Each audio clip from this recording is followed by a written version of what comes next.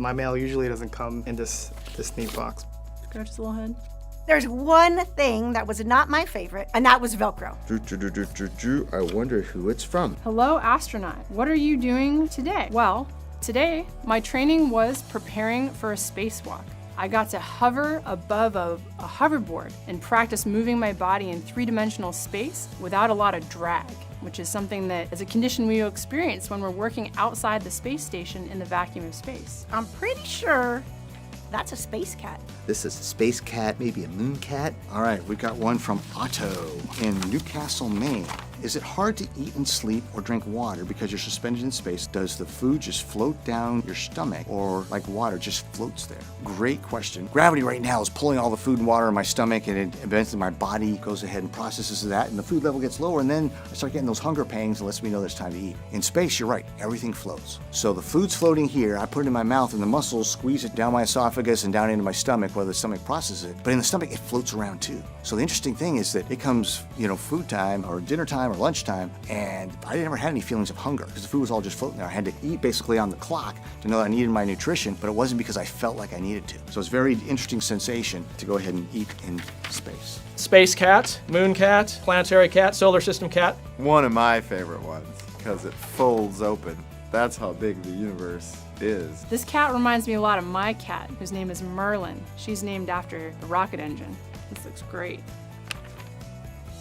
So this is from Urav. He likes video games and soccer, and he's drawn a very cool picture here. It's even been personalized to me.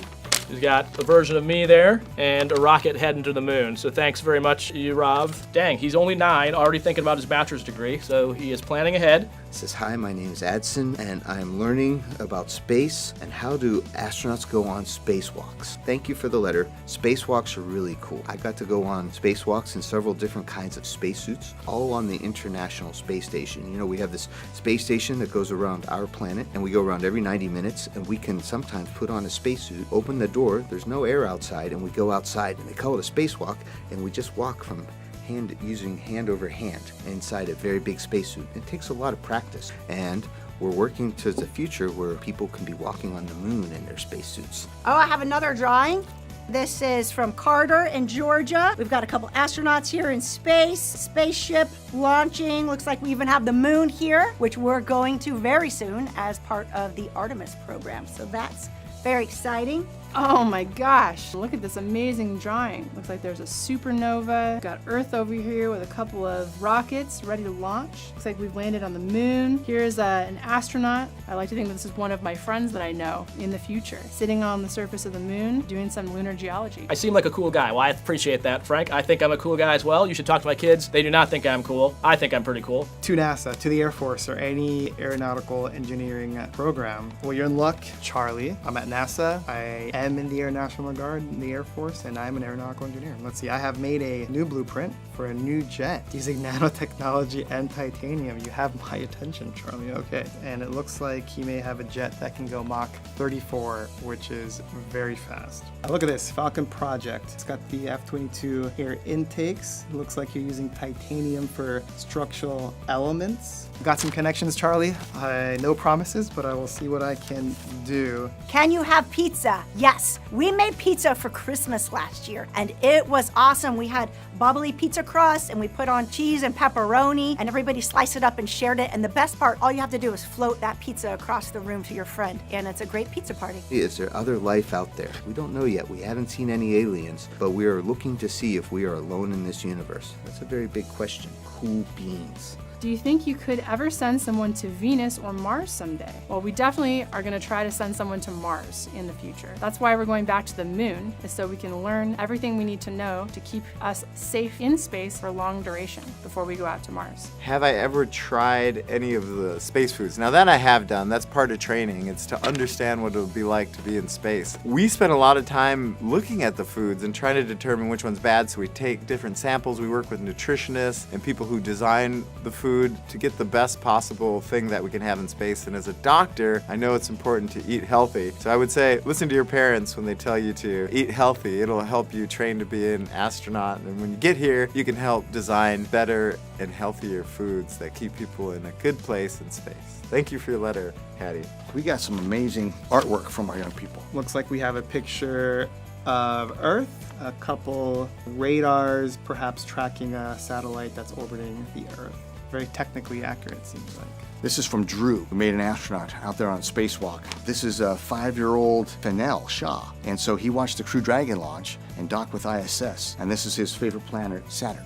Okay, let's see. I've got a letter here. Rachel wants to know, what do you like least about the ISS and space? Ooh, that's a tough question because, to be honest, I love the ISS and space. But I'd say there's one thing that was not my favorite, and that was Velcro. Now, when I needed Velcro, it was good and it worked perfect. But there are times when you didn't need that Velcro and it was very strong. Maybe it was attached to a bag and I'm floating by and my hair is in 0G and part of it catches that Velcro and it almost pulls me to a stop and rips some of my hair out. It was the worst. So, least favorite in space, Velcro. We've got a cat in space. It wasn't humans that were first in space. We had a dog called Laika that beat all the humans into space. I expect someday we'll probably have to think about cats in space too.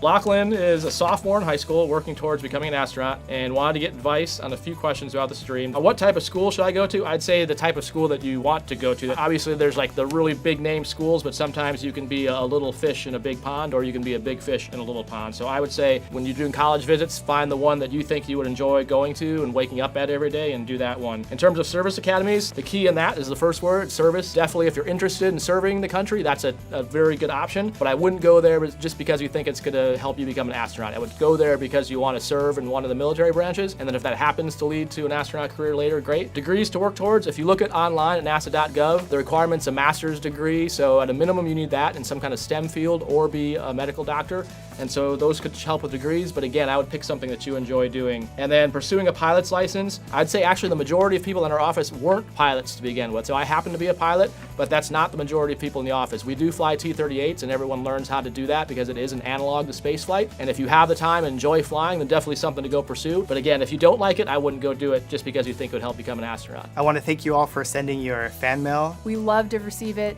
love to read it. Keep the letters coming. And we are all one big community working together to fly into space. Thank you so much. Keep your letters coming. It really makes us happy. Keep the questions coming. Happy to answer them, and look forward to all of you helping us get back to the moon and then eventually Mars with Artemis. Thanks so much for all the fan mail. It was incredible and a great way to kick off 2024. Please keep the letters coming. See you next time. Space Cat. Subscribe for more space.